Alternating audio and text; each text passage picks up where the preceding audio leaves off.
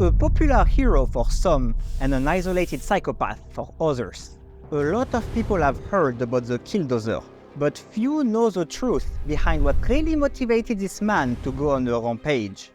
The story has been distorted, amplified, and altered in newspapers, books, and especially in a so-called documentary on Netflix. They all say that on Friday, June 4th, 2004, a man named Marvin comes out of his workshop behind the controls of a bulldozer. But this isn't just any bulldozer. It's an armored bulldozer that he spent over a year building himself in the utmost secrecy. And with it, he demolishes one building after another, leaving a trail of devastation behind him. Police forces desperately try to stop him, but they can barely make a dent in the impenetrable monster he created. From his bulldozer, he goes on to fire multiple shots, almost killing several people. And now, there is no going back for Marvin. As he pursues his path of destruction, he knows deep down that this can only end in tragedy.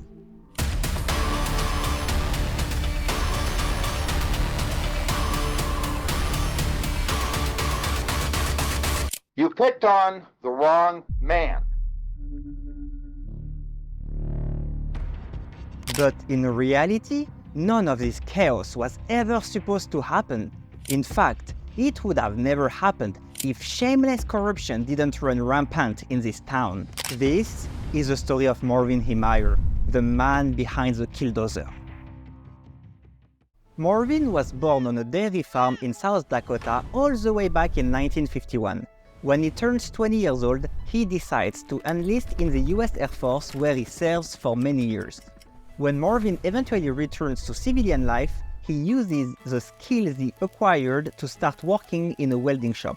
But soon, he realizes that he can do for himself what he does for a boss. So, after wandering in the country for a while, he eventually settles in Colorado, near a small town called Granby. There, he opens his very own muffler repair shop.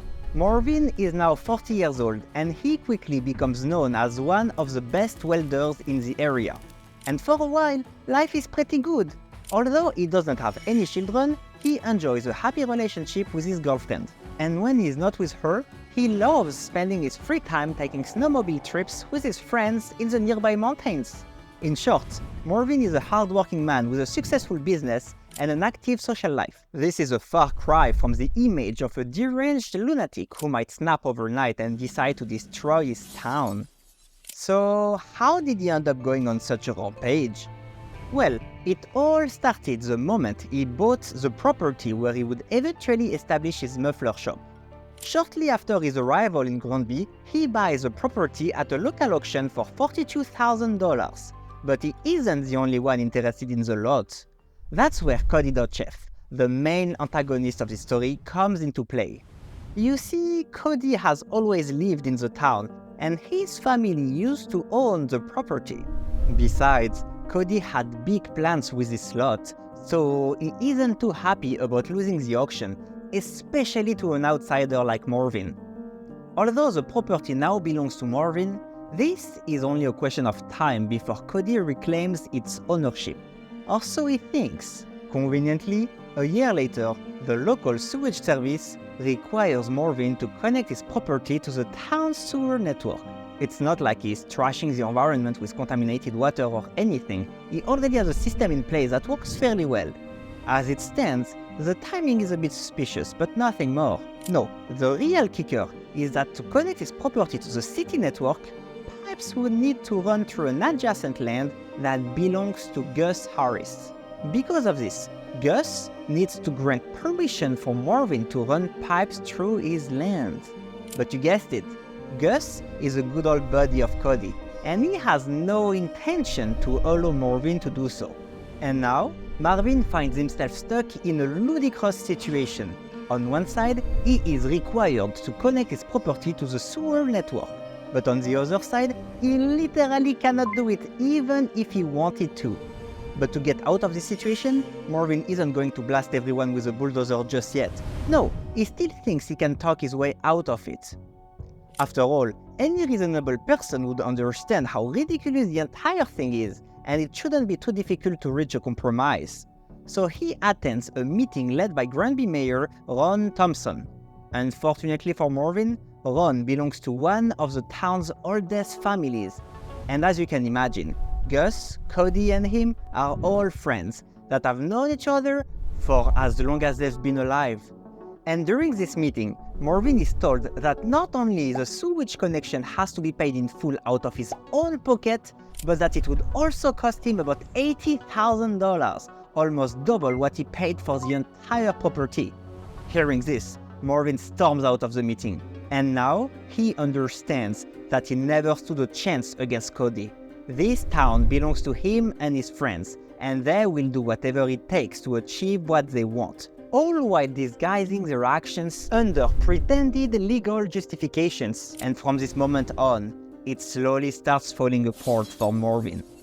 When you think about corruption, you may imagine third world countries where officials openly take bribes. Or maybe you think about politics, such as lawmakers who receive money from companies in exchange for supporting specific laws. But we often forget about the corruption that takes place in small towns. You see, in these communities, everyone knows each other. They all grow up together, and most of them are somehow related to a handful of families who have always had control over the town. In such places, people often meet on a regular basis and they take local politics very seriously. Of course, in such an environment, it's almost impossible for an outsider to truly belong to the community. Worse, if anyone from the community needs a little help, rules can be bent or weaponized to reach the outcome they desire. And that's what the Netflix documentary and most other sources about this story fail to identify. So really, it's no surprise that when you listen to interviews with the people of Granby, they all share the same narrative. When talking about Marvin's rampage, they act all shocked and in disbelief. They say they don't understand why he turned to violence. They cannot be blamed for his actions. It was just a standard procedure. He must have been crazy from the start. Besides, he was a bit of a recluse. But this is exactly why sometimes we have to read between the lines to understand what truly happened. Back to the story, Marvin doesn't let anyone intimidate him. And outside of this sewage dispute, he loves his life in Granby. So he decides to ignore the problem altogether and keeps on working on his business. But more troubles will eventually come his way. It's now 1998. 6 years have passed since the initial sewage incident. Marvin has grown his business nicely and he is making good money. He finally enjoys a stable life. You could even say that he made it. Sadly, he doesn't know that there is a plot brewing in the shadows that could ruin everything he has worked so hard for. Indeed, he is unaware of the recent change in zoning for his neighbor's land. You see, when you buy a piece of land, you cannot do whatever you want with it, even if it belongs to you. For example, you cannot buy a property in the middle of a residential neighborhood and build a factory in between single-family houses. I mean, it sounds pretty logical, and in Colorado, it's technically illegal to make changes in spot zoning, but there is an exception. If a change is requested and there is no objection in the next 30 days, then it's possible to rezone the property for a different purpose. And obviously, Marvin's neighbor didn't advertise loudly about the rezoning of the property. So when Marvin finally discovers the change, it's already well past the 30 days. In the meantime, Gus Harris has sold the lot to Cody Dotcheff, and suddenly, the construction of a concrete plant begins on Marvin's adjacent land. Why is it such a big deal, you may ask? Well, it's because the only way that Marvin's customers can access his shop is by driving through his neighbor's land. So building a plant here would literally block access to his shop. Sure, there is another road in the back, but it's no more than a dirt road on which regular vehicles cannot drive. Obviously, as soon as Marvin learns about the concrete plant, he quickly opposes its construction. And this time, he manages to gather some support in the town. To be fair, he has some good arguments against the plant. Although it will create jobs, it will be a huge disturbance for nearby residential areas. Not only will it be very noisy, but it will also create a lot of dust pollution. However, despite Marvin's efforts, and perhaps unsurprisingly, the project is ultimately approved by the town. After all, the construction of the plant's foundations already began even before the official rezoning decision. This is not something someone would do unless they were sure about getting approved. Once again, we can see the rules are just a convenient tool for those in power. But trouble never comes alone. Just when Marvin is trying to figure out a solution to this new problem, he receives a letter from the town about the sewage system.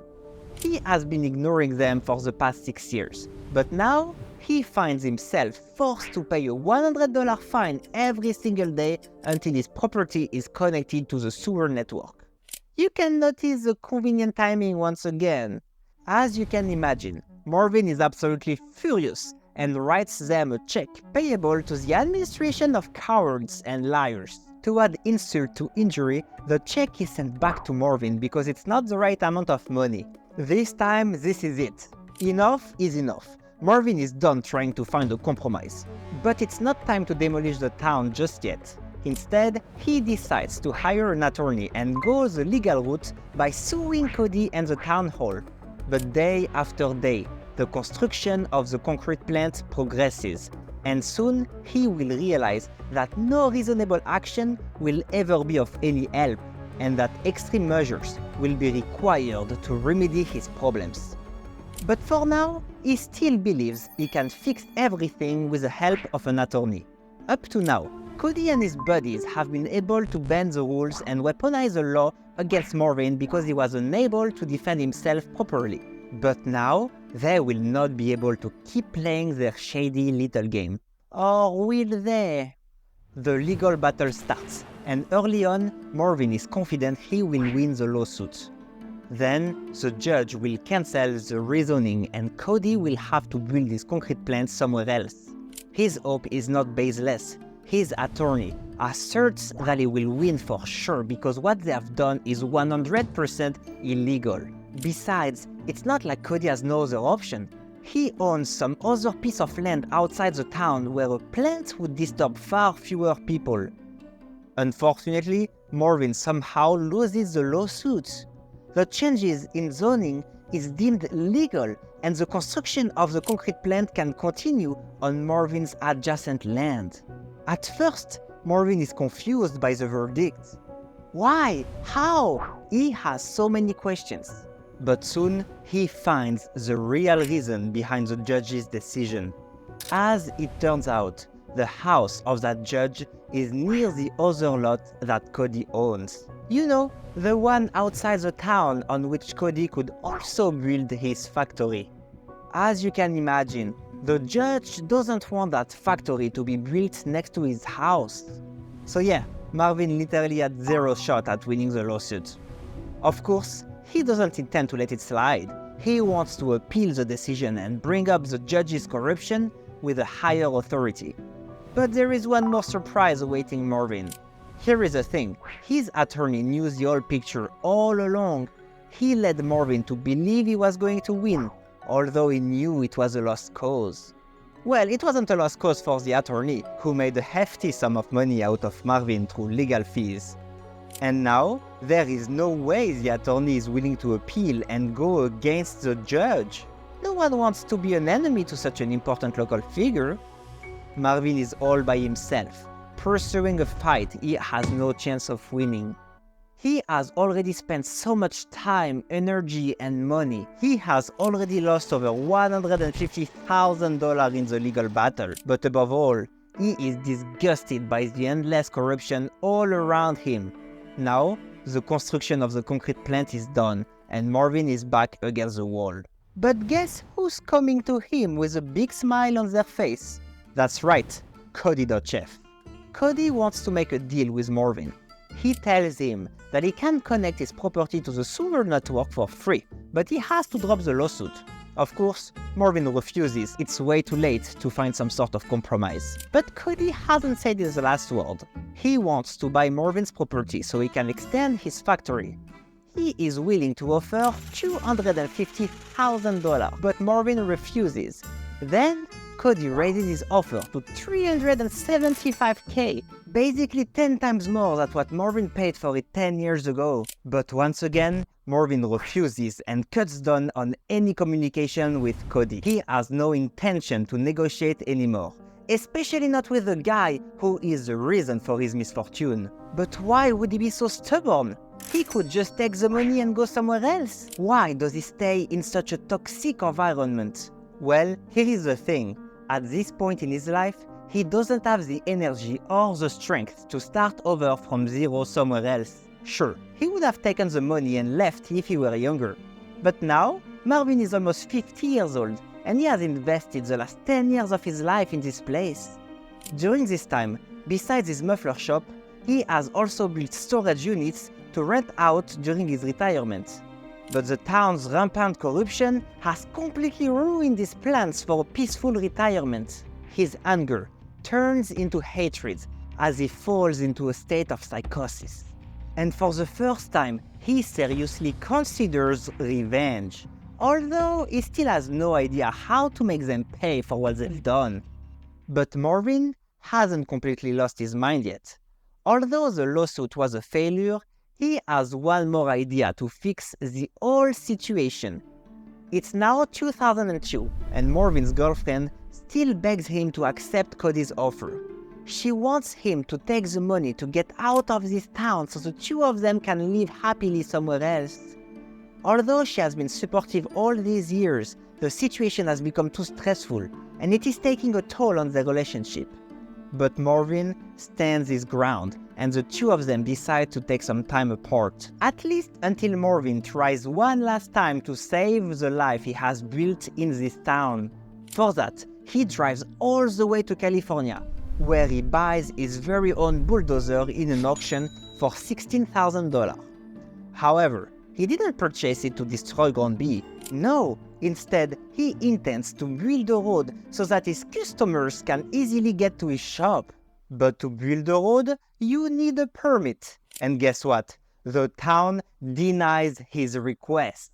Even though access to his shop was blocked because of an illegal rezoning. Even though he was ready to pay out of his own pocket to build the road. Even though he was willing to build the road himself. But even this, they wouldn't allow it. Marvin lets out a sigh. This time, he resigns himself. His girlfriend is right. He should simply sell everything and move on. But what is he going to do afterwards? Just thinking about it is depressing. His whole life is ruined. In the end, all his efforts were for nothing. But I guess this is a problem for later. So, to everyone's surprise, Marvin announces the closure of the muffler repair shop. He puts all the inventory up for sale, including his property and all his equipment. Out of it, he manages to receive over $400,000, paying off all his debts and then some more. However, one single item failed to sell: the bulldozer. Later this evening, he tries to relax in a hot tub on his house's patio. As he contemplates what his life is going to be like from here on, he is struck by a revelation. He feels like God urges him to punish Cody and the town for what they did. Suddenly, the bulldozer flashes before his eyes. This is the reason he didn't sell. This is the reason it fits perfectly inside the workshop. Now, Marvin knows what he has to do. It's time for his revenge to begin. To put his plan into action, he takes a lease on half the property he just sold. Officially, he needs to finish some work, but in reality, he is modifying the bulldozer to make it an actual tank. Maybe I'm being a coward by doing what I'm doing. Because without a doubt, I'm doing what you have done. I'm lying. I'm conspiring. I'm keeping things secret. And it's going to happen. And for a year and a half, He dedicates every waking hour to work on the bulldozer. He sets up a living space in the workshop so he doesn't even need to go home. He sleeps during the day and works at night to avoid attracting attention. He also sets up cameras outside the shop to monitor the surroundings. Yet, some people still end up visiting him every once in a while. However, every single time, no one seems to pay attention to the giant machine of mass destruction he is creating. For him, this is another sign from God. This is proof that he must carry on and execute his plan. But his obsession with revenge hasn't made him lose touch with reality. Far from being short-sighted, he also makes preparations for what's coming after he is done with his vengeance. He knows that what he pulls off will ruin the rest of his life one way or another. Well, either way, his life is already ruined. But at least he wants to make sure that the house he owns and the hundreds of thousands of dollars he has in his name go to his family. After all, what would be the point of destroying everything if they took his own money to pay for the repairs? And even if they don't, he couldn't bear the idea of having his assets go to the government. Thus, he gives it all to his dying father, who passes away shortly after.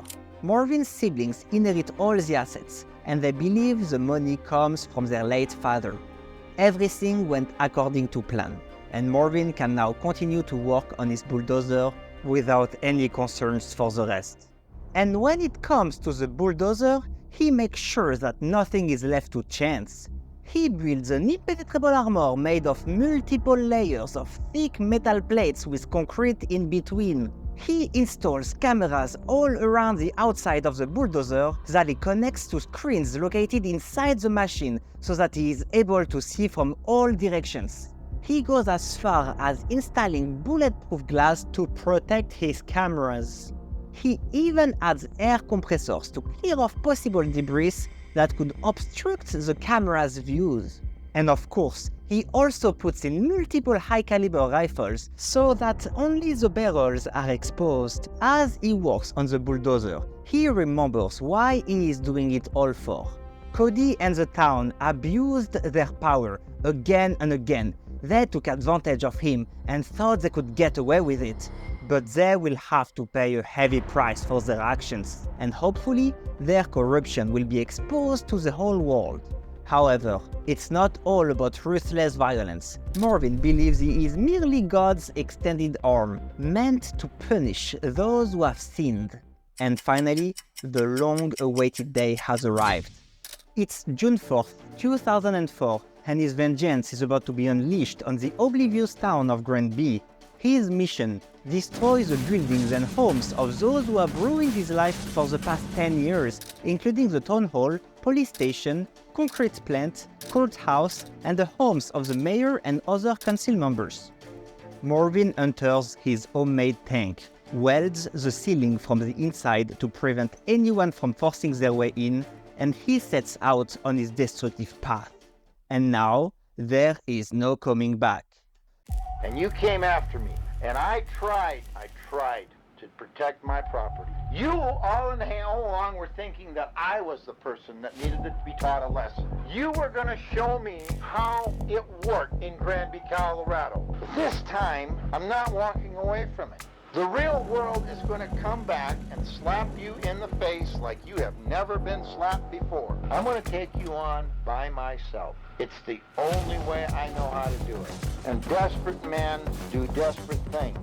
You are there thinking you have gotten away with destroying a person, an outsider. I am going to sacrifice my life, my future, to show you that what you did was wrong. You picked on the wrong man. When you visit evil upon someone, be assured it will revisit you. The Thompsons are guilty. The Dochefs are guilty. The Granby Town Board is guilty. The Granby Planning Commission is guilty. My neighbors are guilty.